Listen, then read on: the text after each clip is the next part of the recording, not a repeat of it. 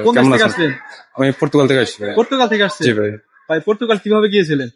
Portugal গেছি 2023 সালে। 2023 সালে? জি ভাই। ভাই কি কাজ করেন সেখানে? আমি একটা ওয়ার হাউসে কাজ করি।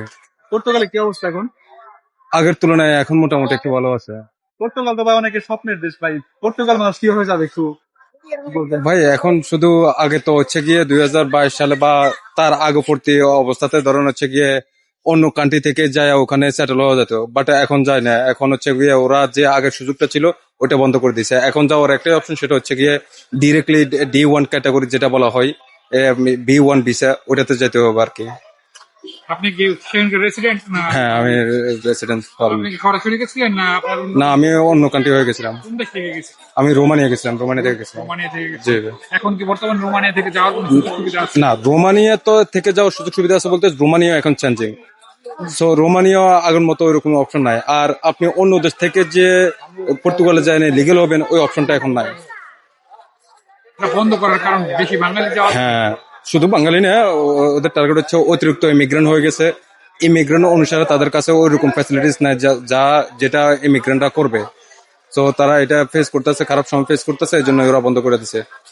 পর্তুগালে যখন প্রথম বাঙালিরা যায় কাজে গেলে কত টাকা স্যালারি? পর্তুগালে সরকারি নির্ধারিত বেতন থাকে। সরকারি নির্ধারিত বেতন থাকে, সে অনুসারে। আদারওয়াইজ আপনি ওই দেশের লোকাল কোনো কোম্পানিতে কাজ করলে সরকার নির্ধারিত বেতন দিবে আপনাকে। সেক্ষেত্রে হয়তো আমাদের দেশি ব্যবসা বাণিজ্য যাদের আছে তারা হয়তো একটু কম দেয়, বেশি দেয়, এরকম আছে। আনুমানিক কত? এখন সরকারের মিনিমাম নির্ধারিত বেতন হচ্ছে গিয়ে 920 ইউরো। 920 ইউরো। জি ভাই। আচ্ছা ভাই পর্তুগালে সব বাঙালি আছে, ওনাদের কি অবস্থা এখন? আছে, এখন আগের তুলনায় এখন অনেক ভালো আছে। এখন আগে তো হচ্ছে গিয়ে ধরেন 2 বছর আগে বা 3 বছর আগে জব ভ্যাকেন্সি খুবই খারাপ ছিল। এখন মোটামুটি লোক সংখ্যা কমে যাওয়াতে এখন জব অপরচুনিটি ভালো আছে। আপনি কি পর্তুগাল থেকে অন্য কোনো দেশে মানে যাওয়ার কোনো চিন্তা ভাবনা আছে? সেটা আপনার পাসপোর্ট মেবি। হ্যাঁ, সেখানে বাংলাদেশে এখন মানে কেমন মানুষ আছে? হিউজ, এখনো হিউজ পরিমাণে আছে। সবাই কি কাগজপত্র পাইছে না যায় আগে থেকে? এখন যারা আছে তারা সবাই কাগজপত্র পাবে।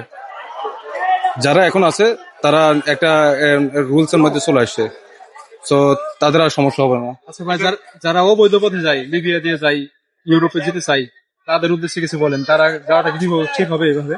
ভাই, আমি এ ব্যাপারে কোনো কিছু বলতে ইচ্ছুক না। তারা কারণ অনেকের স্বপ্ন আছে, তো সেক্ষেত্রে আমি তো তাদের স্বপ্নকে আঘাত করতে পারবো না। তো আমি বলার কেউ না। কিন্তু আজকে কারণ অনেকে সফলভাবে যায়, আবার অনেকের হয়তো বা ভাগ্যক্রমে দুর্ঘটনা ঘটে। সো লাইফ রিস্ক তো আছে আজকে অবশ্যই। ভাই প্রায় 200 জন আসছে লিবিয়া থেকে, ওনাদের 50 লাখ টাকা করে খরচ বাট হয়েছে। আমি যেটুকু জানি লিবিয়া খুবই টাফ। লিবিয়া হয়ে না যাওয়াই ভালো।